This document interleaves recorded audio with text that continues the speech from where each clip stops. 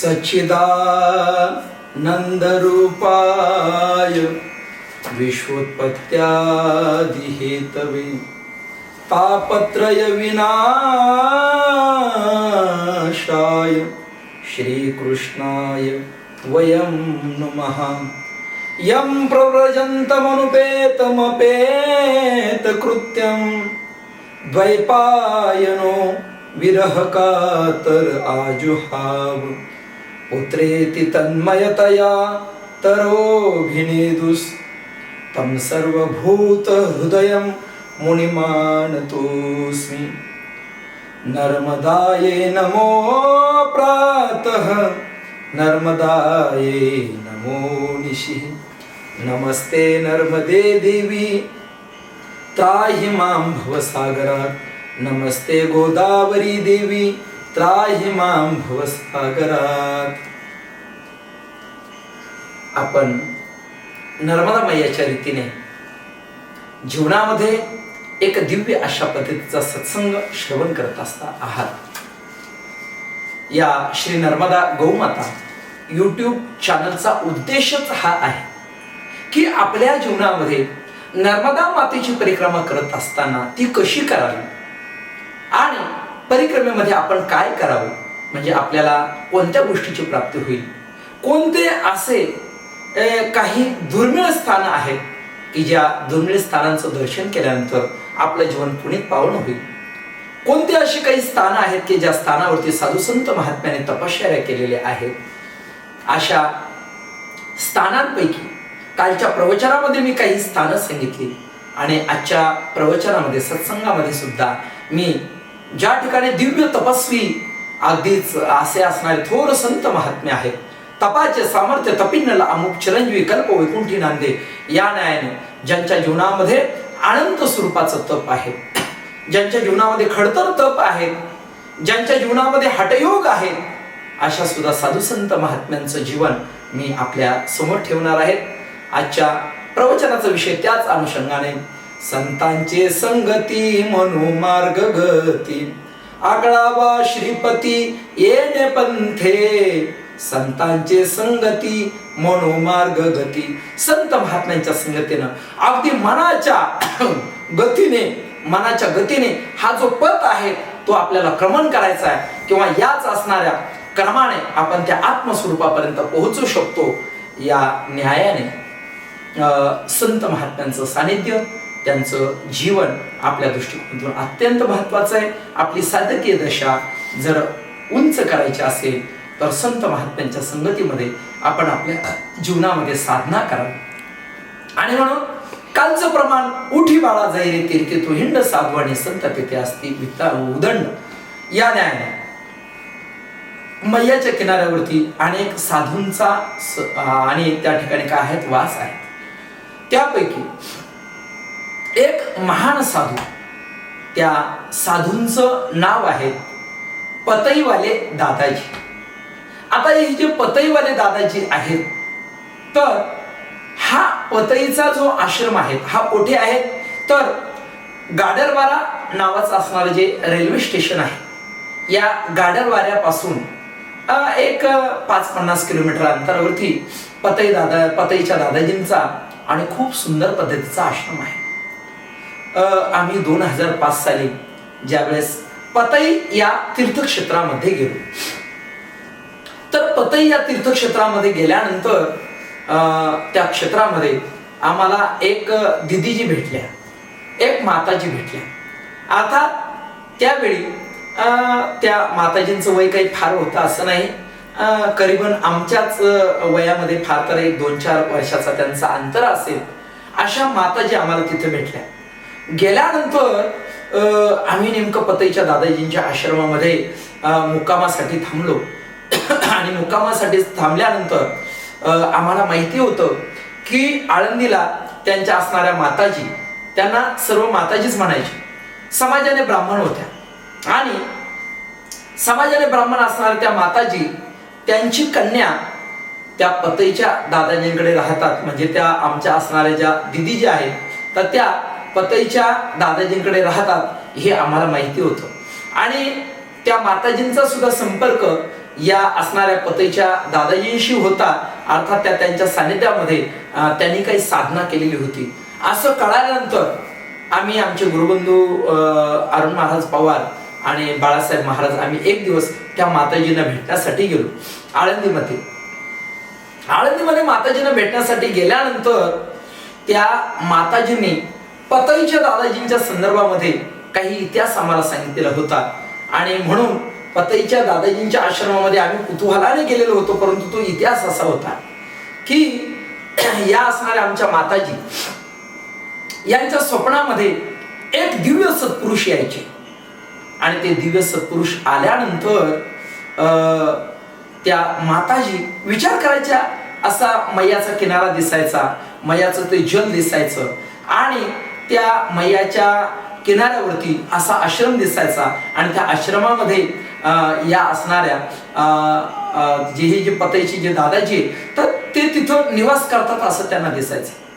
बराच कालखंड झाला, बरेच स्वप्न पडल्यानंतर त्या माताजींकडे काही जे काही त्यावेळेचे साधक होते अलंकापूर पुण्यनगरीमध्ये विचारसागर पंचदशी आणि काही संस्कृत श्रवण करण्यासाठी जायचे आणि गेल्यानंतर या माताजी त्यांना एकच प्रश्न, का रे बाबा मुलांनो, तुम्हाला अशा पद्धतीचं स्थान दिसलं का की एक असं असणारं नदीचं पात्र दिसतंय, नदीचं जल दिसतंय, तिच्या किनाऱ्यावरती तो आश्रम आहे आणि त्या आश्रमामध्ये अशा पद्धतीचे साधू आहेत, त्यांच्यासमोर धुनी पेटलेली असते, असा प्रश्न त्यांचा असायचा.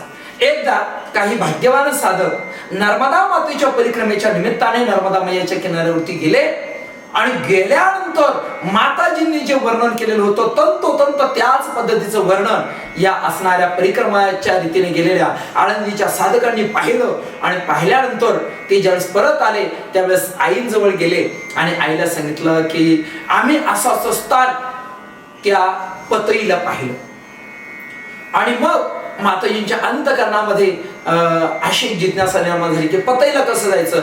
आणि मग त्यांनी चौकशी केली की या असणाऱ्या साधकांनी त्यांना सांगितलं की गाडरवाऱ्याला जावं लागेल, कारण त्यांनी पाहिलं अरे हेच तर ते स्थान आहेत जे माताजींच्या स्वप्नात येत आहेत. आणि म्हणून त्यांनी कसं जायचं, काय करायचं, तर गाडरवारा नावाचं स्थान वगैरे सर्व सांगितलं.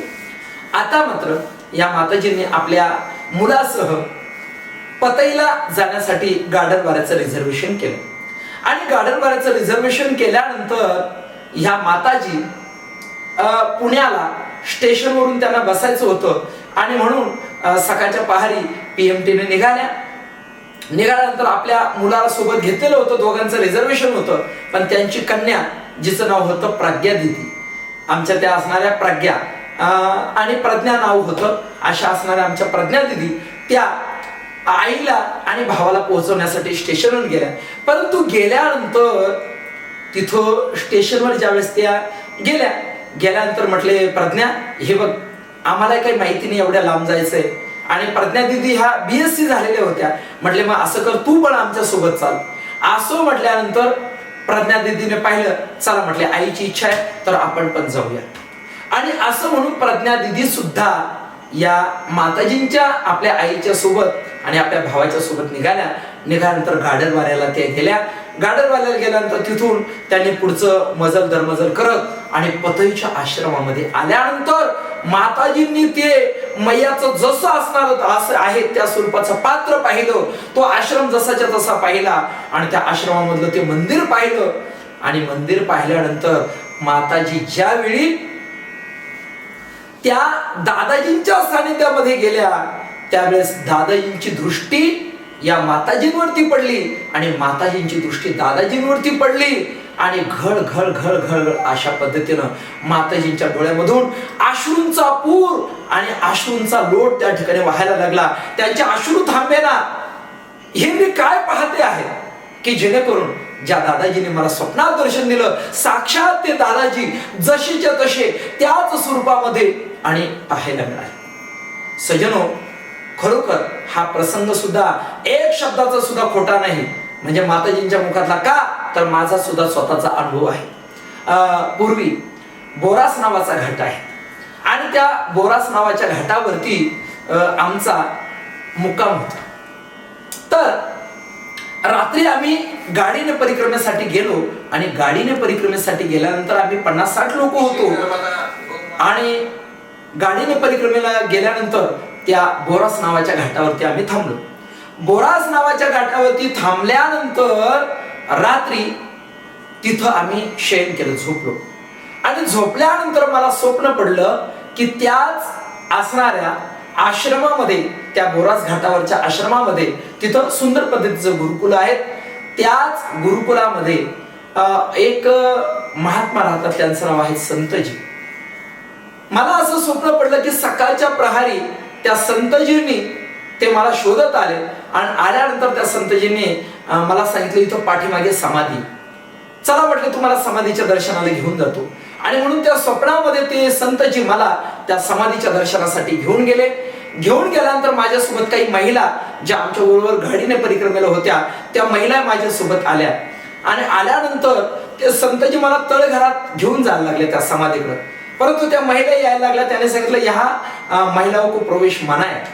पण मी सांगितलं, म्हटलं संतजी देखो इनकी भी इच्छा है दर्शन की. तर संतजीने उदार म्हणून केलं, ते म्हटलं ठीक आहे चलो बोलो.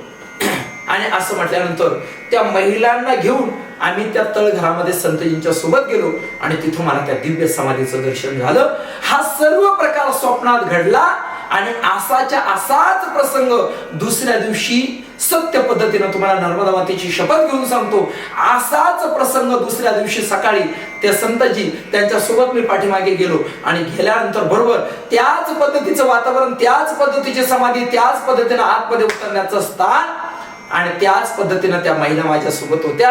आणि संतजीने त्यांना मना केलं, परंतु मी सांगितल्यानंतर संतजी सुद्धा खूप दयाळू आहे, ते सुद्धा आतमध्ये त्या महिलांना सुद्धा घेऊन गेले. चलो बोले आप ही माई का स्वरूप है, कुछ बात नहीं, आपको भी दर्शन के लिए लेके जाते हैं बोले, असं म्हणून आतमध्ये घेऊन गेले.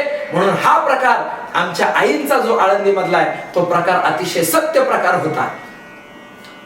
माताजींच्या नेत्रामधून अश्रुधारा आमच्या असणाऱ्या बालक रामदास त्यागीजी संन्यासी महात्मे पतईवाले दादाजी त्यांना पाहिलं आणि पाहिल्यानंतर डोळ्यानंतर अश्रुपात सुरू झाला.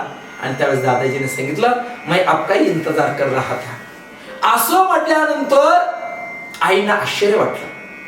बघा, जसं ब्रह्मगिरीच्या परिक्रमेमध्ये निवृत्ती ज्ञानदेव सोपान मुक्ताबाई या आपल्या आणि आईवडिलांसोबत माऊली ज्ञानोबराय ज्यावेळेस त्या ब्रह्मगिरीची परिक्रमा करत होते, तेवढ्यामध्ये समोरून वाघ आला आणि वाघ आल्यानंतर या सगळ्या भावनांचा वियोग झाला. आणि वियोग झाल्यानंतर निवृत्तीनाथ दादा अगदीच एका गुंफेमध्ये शिरले आणि त्याच ठिकाणी गहिनीनाथ महाराज आमच्या निवृत्तीनाथ दादांच्या प्रतीक्षेमध्ये होते. आणि म्हणून गहिनी प्रसादे निवृत्ती दातार ज्ञानदेवासार चोजविले या असणाऱ्या आदिनाथ भगवान शिवशंकर परमात्म्यापासून आलेलं ज्ञान हे जगताला देण्यासाठी एक गुरु आणि एक शिष्य या परंपरेने हे तत्वज्ञान द्यायचं असतं. आणि म्हणून गहिनीनाथांची कृपा विश्वमावत्या असणाऱ्या विश्वगुरु निवृत्तीनाथ दादांवरती होणार होती आणि हे तत्वज्ञान द्यायचं होतं.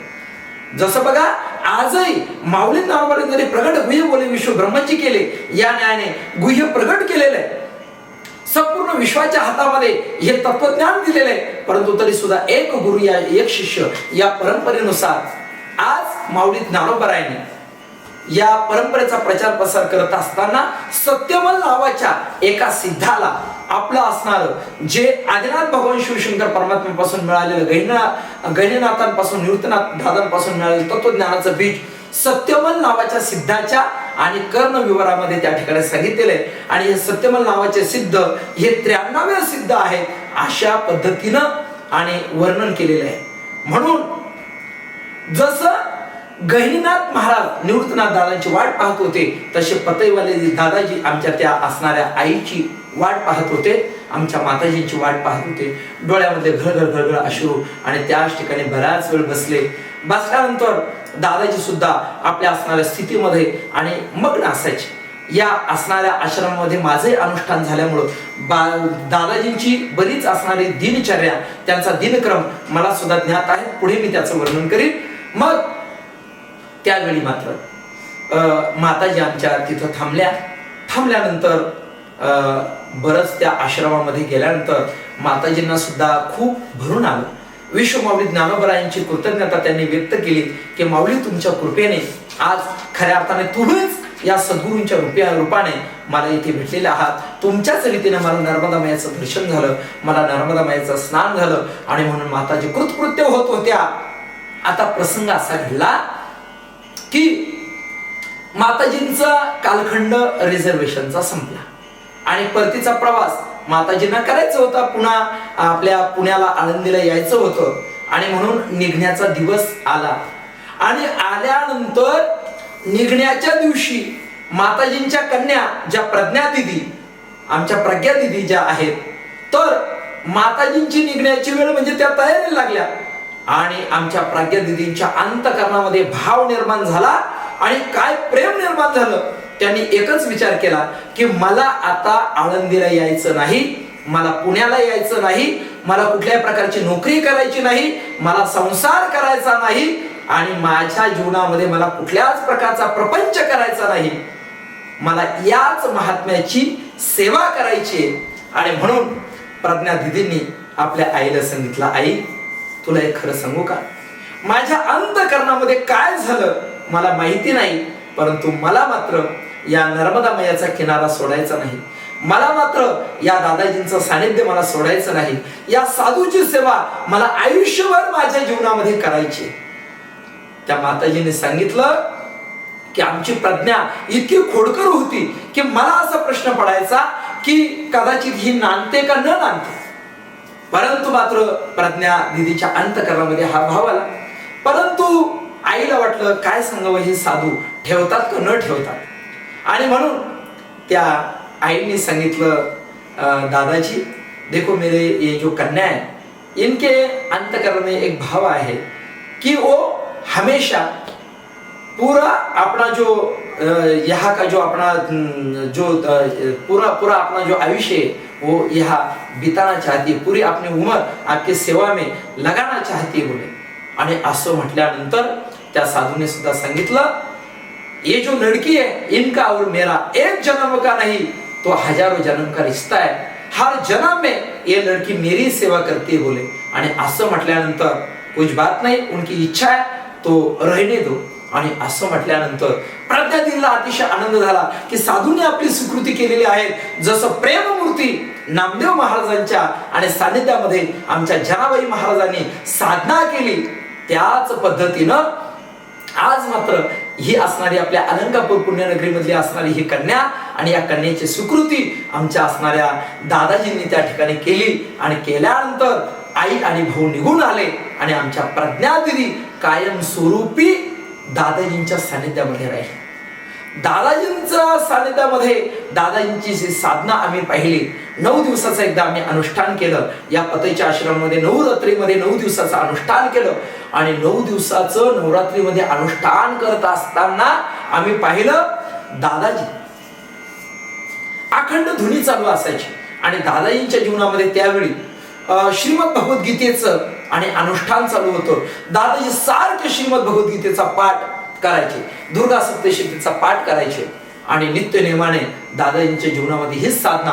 फक्त रात्रीच्या वेळी दादाजी थोड्या वेळ बाहेर यायचे आणि बाहेर एक पंचमुखी हनुमंताचं असणारं स्थान, त्या हनुमंतरायाच्या स्थानावरती दादाजी काय करायचे तर आपल्या असणाऱ्या झारीमधलं कमंडलमधलं पाणी टाकायचे आणि पुन्हा आपल्या कुठ्यामध्ये बसायचे, पुन्हा आपल्या स्थानामध्ये बसायचे.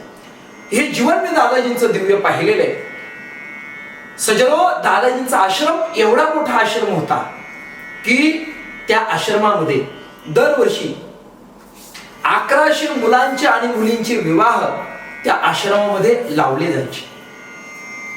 जेवढ्या मुलांचे विवाह केले जायचे तेवढ्या मुलांसाठी लागणारं त्या ठिकाणचं अन्नधान्य वगैरे काय असेल, अन्नदान असेल, त्या मुलांना काही निधी असेल, काही भांडे असतील, अशा सर्व पद्धतीनं त्या मुलांना दिलं जायचं आणि 1100 जोडप्यांचे विवाह दादांच्या आश्रमामध्ये लावले जायचे. एवढ्या मोठ्या प्रमाणामध्ये त्या आश्रमाचं ऐश्वर्य होतं आणि अशा असणाऱ्या आश्रमामध्ये आमच्या ज्या दिदीजी होत्या दादाजींच्या सानिध्यामध्ये साधना करू लागलेल्या आहे, तिथं गोसेवा करू लागलेल्या आहे. आणि ज्यावेळी आम्ही त्या आश्रमामध्ये पतईच्या आश्रमामध्ये गेलो त्यावेळी इथं कुणी प्रज्ञा दिदी आहेत का आणि असं म्हणून आम्ही पाहिलं तर प्रज्ञा दिदींना सुद्धा आनंद झाला की एक प्रकारे आपले भाऊच आलेले आहेत, अलंकापूर पुण्यनगरीवरून आलेले आहेत. इतका आनंद दिदींना झाला आणि मग दिदीने आमचा खूप चांगल्या पद्धतीचा उठकार बसकार केला.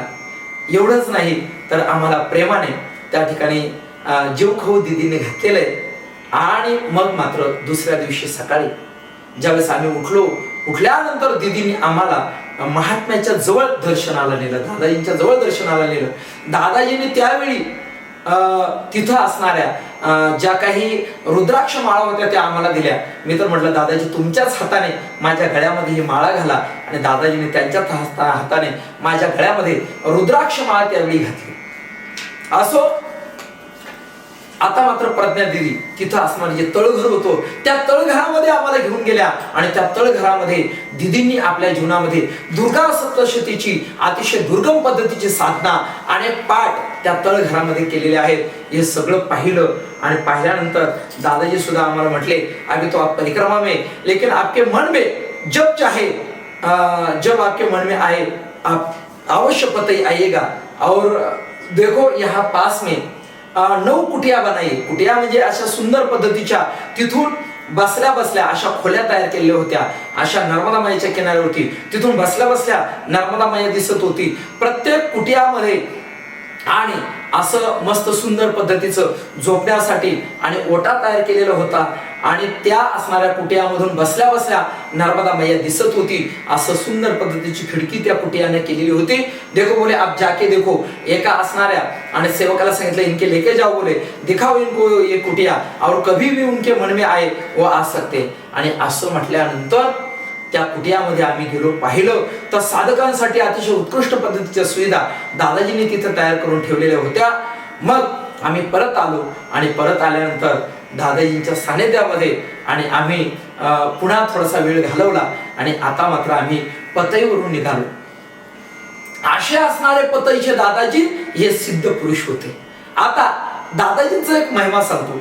एक कालखंडामध्ये असा प्रसंग निर्माण झाला की 1100 जोडप्यांची विवाह लावत असताना बऱ्याच प्रमाणामध्ये काय झालेलं आहे, तर पलीकडून काही जे असणारे लग्नासाठी विवाहासाठी येणारे अनेक लोक त्या ठिकाणी येत होते. येत असताना त्या नावडीवाल्याने त्यांचा रेट इतका वाढवला की खूप पैसे ते नावेचे घ्यायला लागले, आणि सगळ्या लोकांना यायचंय.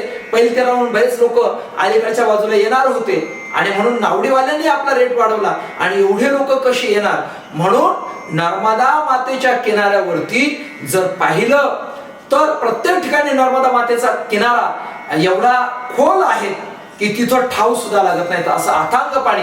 पण दादाजींनी अशी लीला केली का एकाच रात्रीमध्ये मैयाजीला प्रार्थना केली, हे माते हे तुला सहन होतंय का, एवढे साधक या ठिकाणी येणार आहेत, एवढे लोक येणार आहेत, एवढे अतिथी येणार आहेत, आणि हे तुला कसं सहन होतंय, एवढे पैसे त्यांनी कुठून द्यायचे नावडीला, आणि येत असताना एवढ्या नावा तरी कुठून आणायचे. असं म्हटल्यानंतर रात्रभरामध्ये दादाजींनी असा चमत्कार केला की नर्मदा मैयाचं जल हे गुडघ्या एवढं झालं. हा फार मोठा चमत्कार त्या भागामध्ये दादाजींनी केलेला होता, आणि म्हणून दादाजी हे सिद्ध सत्पुरुष होते म्हणजे अजूनही आहेत. आम्ही दादाजींच्या आश्रमामध्ये तिथं थांबलो, आणि दादाजीने आम्हाला सांगितलं, यदि आप कुछ साधना करना चाहते हो तो निकल आओ, बोले इधर आपके लिए ये कुटिया खुली है, आपका सब जो है यहाँ जो आपकी व्यवस्था है वो सब कुटिया में होगी. आपके लिए दूध चाय जो आप चाहते हो वो आपके लिए प्रसादी आपकी कुटिया में आएगी, लेकिन आप साधना के लिए इधर जरूर आइएगा.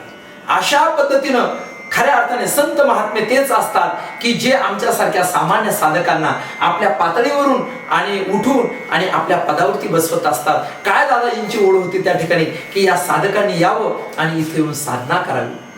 सजनो, दादाजींचं दिव्य दर्शन प्रज्ञा दिदीमुळे आम्हाला त्या ठिकाणी झालं. या आश्रमामधून या पुढे गेल्याशिवाय पर्याय नव्हता.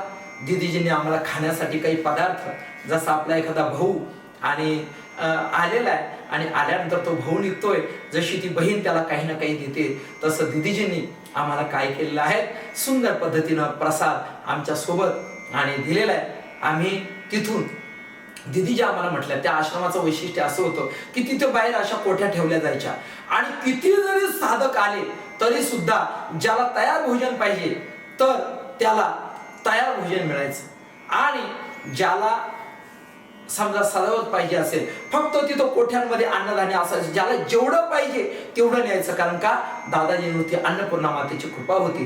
दीदीजीने सुद्धा सांगितलं, आपको जो चीज चाहिए वो लेके जाओ बोले इधर से, आपको जो चाहिए, यदि घी चाहिए घी लेके जाओ, यदि आपको कुछ और चाहिए वो सब कुछ लेके जाओ, यदि आपको कुछ चावल चाहिए चावल लेके जाओ, जो चाहिए वो लेके जाओ. परंतु आम्ही मात्र तिथून फार काही घेतलं नाही. दीदीजीने दिलेला प्रसाद घेतला आणि त्या आश्रमामधून प्रस्थान केलं. प्रस्थान केल्यानंतर पुढे याच पतईच्या दादाजींच्या सानिध्यामध्ये पुढे नवरात्रीमध्ये आम्ही अरुण महाराज, मी आणि बाळासाहेब महाराज गायकवाड आम्ही याच सानिध्यामध्ये जाऊन आणि 9 दिवस नवरात्रीची साधना याच आश्रमामध्ये केलेली आहे. या आश्रमामध्ये ज्यावेळेस आम्ही गेल्यानंतर दीदीजींना आम्ही म्हटलो की दीदीजी यहाँ हमें जरा तेल चाहिए. बोले कौन सा तेल चाहिए? मग सांगितलं सोयाबीन का हो या और कोई तेल हो चाहिए. बोले तेल किस लिए? मग आम्ही त्यांना सांगितलं की हम 9 दिन अखंड दीपक जलाते. आणि मग दीदीजींनी त्या ठिकाणी सांगितलं, अरे तेल का क्यों दीपक जलाते हो बोले, आप तो घी का दिया जलाओ. आणि असं म्हणून 15 किलो गावठी तुपाचा डब्बाच दीदीजींनी आमच्यासाठी आणून दिला. एवढा मोठा तो आश्रम आणि एवढं मोठं तिथलं वैभव होतं. 9 दिवस आम्ही त्या आश्रमामध्ये पाहिलं तर 9 दिवस 9 रात्रीला सगळं कन्यांचं पूजन केलं जायचं, कन्यांना भोजन दिलं जायचं. अशी सेवा दादाजींच्या त्या आश्रमात चालायची. याच बरोबर तिथं गोमातेची सेवा सुद्धा अतिशय सुंदर चालायची. पुढे मात्र दादाजींनी हा आश्रम सोडला.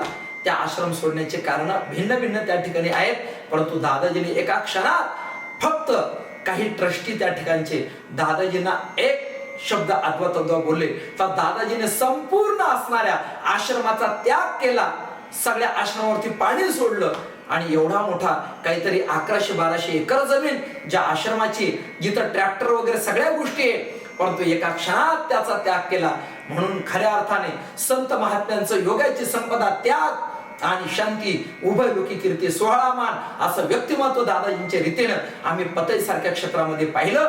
एवढा मोठा आश्रम, एवढी मोठी आसक्ती सोडणं सोपी गोष्ट नाही, परंतु दादाजींच्या जीवनात ही आसक्ती सर्व त्यांनी सोडली. आणि हे संत महात्मे वितराग महामुनी असतात. दादाजीने तो आश्रम सुद्धा सोडला हे नंतर आम्हाला कळालं. आणि आता सद्यस्थितीमध्ये दादाजी बांद्राभान नावाचं जे स्थान आहे, म्हणजे होशंगाबादच्या पैलतीरावरचं असणारं बांद्राभान नावाचं स्थान, बुद्धीच्या पुढचं जे स्थान आहे, अशा बुद्धीच्या पुढच्या स्थानावरती बांद्राभानला आणि दादाजींचा तिथं निवास आहे. आजही दादाजींच्या जीवनामध्ये अनंत पद्धतीच्या सिद्धी आहे. त्या परिक्रमेनंतर 2दा-3दा पुन्हा बांद्राभानला सुद्धा मला गाडीने जात असताना, पायी जात असताना दादाजींचं दर्शन झालं. असे अनेक सिद्ध पुरुष यांचा निवास आणि त्या नर्मदा मैयाच्या किनाऱ्यावरती आहे. म्हणून आपण आपल्या जीवनामध्ये परिक्रमा करत असताना केवळ परिक्रमा अशी परिक्रमा करू नये, तर या साधूंचं दिव्य जीवन काय आहे, त्यांचा महिमा काय आहे, तेही प्राणापुरवते, आवडती मध्ये निरुते, जे भक्त चरित्रात ते प्रशंसिते. म्हणून निश्चितच सांगतो, आज या साधूंचं जे दर्शन आहे, या साधूंचा असणारा महिमा आहे, तो नर्मदा मैयाच्याच कृपेने माझ्या मुखामधून मातेनं प्रकट करून घेतलेला आहे. मी निश्चित सांगतो की हे प्रवचन जो ऐकेल तर त्यानं फक्त केवळ ते प्रवचन जरी ऐकलं तरी सुद्धा नर्मदा मैयाचा कृपा आशीर्वाद त्याच्यावरती झाल्याशिवाय राहणार नाही. कारण का तर असे जे असणारे जे साधू संत महात्मे हे माई रेवाचे बालक आहेत, नर्मदा मैयाचे बालक आहेत. आणि बालकाचं गुणगान केल्यानंतर माता जशी संतुष्ट होत असते, तिला जसा संतोष होत असतो, तसं निश्चितच या असणाऱ्या महात्म्यांच्या आणि या महिम्यामुळे खरोखर आमची नर्मदा माता संतुष्ट होईल. यामध्ये कुठल्याही प्रकारची अन्यथा नाही. आज आपण याच ठिकाणी थांबूया. नर्मदे हर, जटाशंकरी हर, मात गंगे हर. उद्याच्या असणाऱ्या प्रवचनामध्ये सुद्धा आपण सुंदर पद्धतीने या साधू संत महात्म्यांचाच महिमा आपल्या समोर प्रकट करणार आहेत. यामध्ये सियाराम बाबांचा असणारा दिव्य महिमा, सियाराम बाबांची असणारी तपस्विता, सियाराम बाबांचा असणारा त्याग, या सगळ्या गोष्टींचं मी वर्णन करणार आहे. तोपर्यंत सर्वांना नर्मदे हर. रामकृष्ण हरी, रामकृष्ण हरी, रामकृष्ण हरी. नर्मदे हर, जटाशंकरी हर, मात गंगे हर. नमः पार्वती पतये हर हर हर महादेव. नर्मदा मैया की जय, गोदावरी गंगा मैया की जय, गौ माता की जय.